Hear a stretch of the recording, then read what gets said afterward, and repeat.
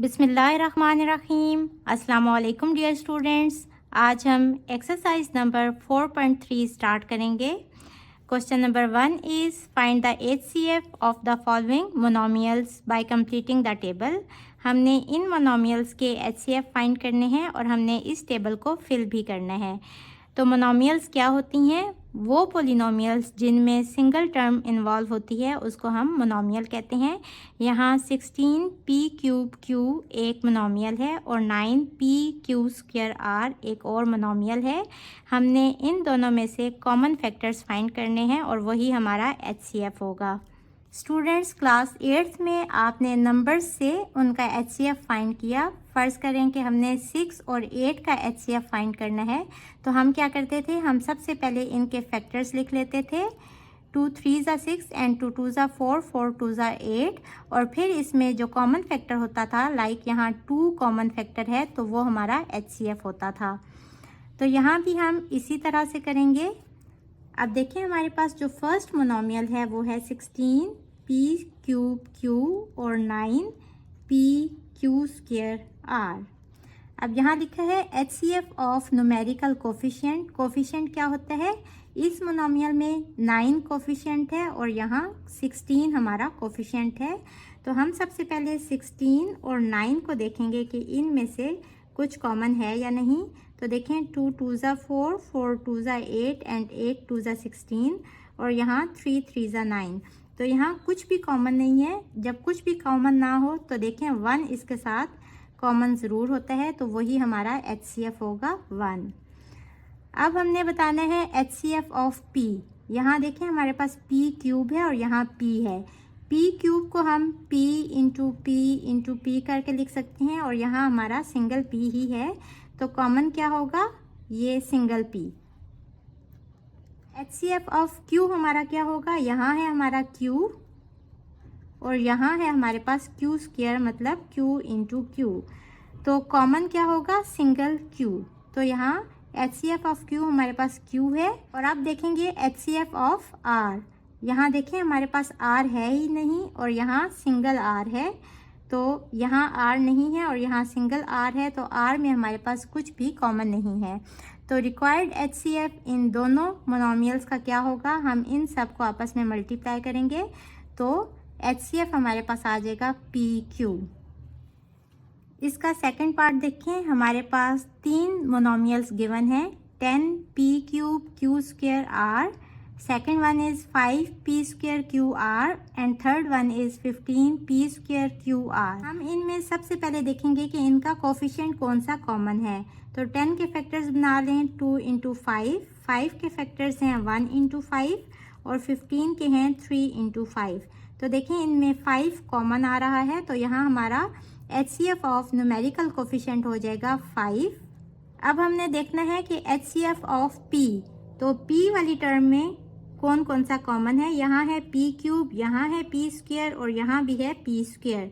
तो p³ को हम p² इंटू P करके लिख लेते हैं, और यहाँ p² है, यहाँ भी p² है, तो हमारे पास कॉमन क्या है? p²। So HCF of P हमारे पास कितना है? p²।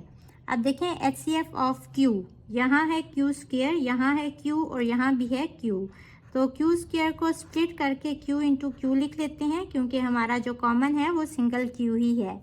तो यहाँ HCF ऑफ Q हमारे पास Q आ जाएगा। HCF ऑफ R देखें, यहाँ R है, यहाँ भी R है और यहाँ R² है, तो मीन्स के हमारा R जो है वो कॉमन है, तो यहाँ हम R लिख देंगे। अब रिक्वायर्ड HCF क्या होगा? इन सब को हम मल्टीप्लाई कर लेंगे, तो ये हो जाएगा 5p²QR। So this is our required HCF। अब इसका लास्ट पार्ट देखें, 14p4QR4, ये एक मोनोमियल है। Second one is 28p³ third one is 7p²QR² and fourth one is 21p²Q²R4। तो सबसे पहले देखेंगे कि इनके कोफिशिएंट में कौन कौन सा कॉमन है। तो यहाँ से देखने से ही पता चल रहा है कि ये सब 7 के मल्टीपल्स हैं। 2 7s are 14, 7 4s are 28, 7 1s are 7 and 3 7 21। तो यहाँ देखें 7 इन सब में कॉमन आ रहा है। HCF ऑफ न्यूमेरिकल कोफिशिएंट हमारा हो जाएगा 7। अब हम देखेंगे HCF ऑफ P। तो P 4 पावर है, यहाँ 3 पावर है, यहाँ स्क्वायर मीन्स के सबसे जो लीस्ट कॉमन जो पावर है वो P स्क्वायर है। यहाँ P क्यूब है, इसको भी P स्क्वायर इंटू P कर लेते हैं। यहाँ P स्क्वायर है और यहाँ भी P स्क्वायर है, तो कॉमन वाली हमारी कितनी है P square. So HCF of P is P square. अभी देखें Q, यहाँ Q है, यहाँ भी Q है, यहाँ भी Q है और यहाँ Q स्क्वायर है, मीन्स के Q ही हमारे पास कॉमन होगा। तो Q स्क्वायर को हम स्प्लिट करके Q इंटू Q कर लेते हैं और कॉमन हमारे पास सिंगल Q ही है, तो यहाँ हम Q लिख देंगे। और HCF ऑफ R हमारे पास कितने हैं, R4, R स्क्वायर और यहाँ भी R4। तो जो लीस्ट कॉमन पावर है वो है हमारे पास स्क्वायर। यहाँ है R स्क्वायर, यहाँ भी R स्क्वायर और यहाँ R4। तो R4 को हम स्प्लिट कर लेते हैं R square into R square, क्योंकि हमारे पास R स्क्वायर ही कॉमन है। तो यहाँ आ जाएगा R स्क्वायर। और देखें जब इन सब को मल्टीप्लाई करेंगे तो रिक्वायर्ड HCF हमारे पास आ जाएगा 7P square Q R square. So this is our required answer.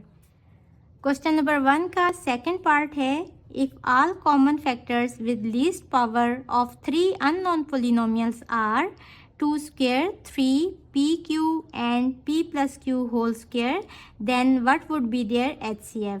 अब आप देखें कि उन्होंने हमें पोलिनोमियल्स नहीं बताई, बट उन्होंने बता दिया कि जो कॉमन फैक्टर्स हैं, लीस्ट कॉमन फैक्टर्स, वो हैं 2 square 3 PQ and P plus Q whole square. तो हमने इनका HCF फाइंड करना है। यहाँ लीस्ट का लफ्ज़ क्यों यूज़ किया है, क्योंकि HCF में जो कॉमन फैक्टर्स होते हैं हम उन्हीं को सिर्फ मल्टीप्लाई करते हैं, बट जब हम LCM फाइंड कर रहे होते हैं तो कॉमन और अनकॉमन फैक्टर्स सब के सब हम लिख लेते हैं।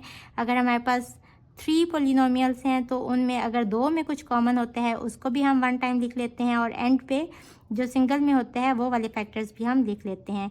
तो इसलिए यहाँ लीस्ट का लफ्ज़ यूज़ हुआ है कि HCF में हम सिर्फ सब में जो कॉमन होता है सिर्फ वो ही लिखते हैं।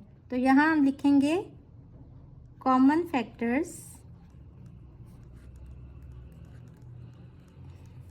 ऑफ 3 पोलिनोमियल्स हमें गिवन है। कौन कौन से हैं, एक है 2 स्क्वायर, एक है 3, एक है PQ और एक है P plus Q whole square. तो यहाँ देखें HCF क्या होता है कि हम लोगों ने इन सब को आपस में मल्टीप्लाई कर देना होता है। तो हम कहेंगे HCF of these 3 polynomials equals to 2 2 ज़ा 4, 4 3 ज़ा 12 PQ into P plus Q whole square. तो ये भी हमारा आंसर हो सकता है, और आप ऐसे भी इसको लिख सकते हैं। इसको फॉर्मूले की हेल्प से आप ओपन कर लें, P square plus 2PQ plus Q square. तो ये भी हमारा आंसर हो सकता है। क्वेश्चन नंबर 1 का सी पार्ट देखें, write any 2 polynomials of your choice having HCF as 1। हमने कोई सी 2 पोलिनोमियल्स अपनी मर्ज़ी की लिखनी है जिसका HCF 1 हो। तो HCF 1 कब होता है, जब बीच में कुछ भी कॉमन नहीं होता, क्योंकि 1 तो हर पोलिनोमियल का फैक्टर होता है। तो यहाँ देखें हमने अपनी चॉइस की कोई सी 2 पोलिनोमियल लिखनी है, तो आप फर्स्ट पोलिनोमियल लिख सकते हैं x cube plus y cube, या x plus y whole square भी आप लिख सकते हैं। और सेकंड पोलिनोमियल हम लिख सकते हैं x minus y whole cube. बस आपने इस चीज़ का ख्याल रखना है कि अगर आप इनके फैक्टर्स लिखेंगे तो उनमें कुछ भी कॉमन नहीं होना चाहिए।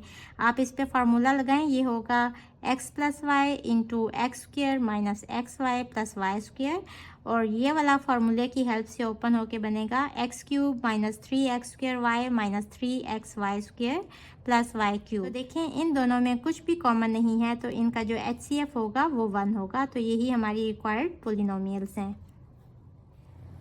क्वेश्चन नंबर 1 का डी पार्ट देखें, the only common factor of 2 polynomials is m minus n। दो पोलिनोमियल्स का एक ही कॉमन फैक्टर है और वो है m minus n, and the only uncommon factor is m square plus n square, और सिर्फ एक ही अनकॉमन फैक्टर है m square plus n square. Can you guess the unknown polynomials, तो क्या हम बता सकते हैं कि पोलिनोमियल्स कौन सी होंगी। तो सबसे पहले हम कॉमन फैक्टर लिख लेते हैं, only common factor of two polynomials कौन सा है, m minus n, and the only uncommon factor of two polynomial कितना है, m square plus n square. तो अब हमने बताना है कि हमारी फर्स्ट पोलिनोमियल क्या हो सकती है और सेकंड पोलिनोमियल हमारी कौन सी होगी।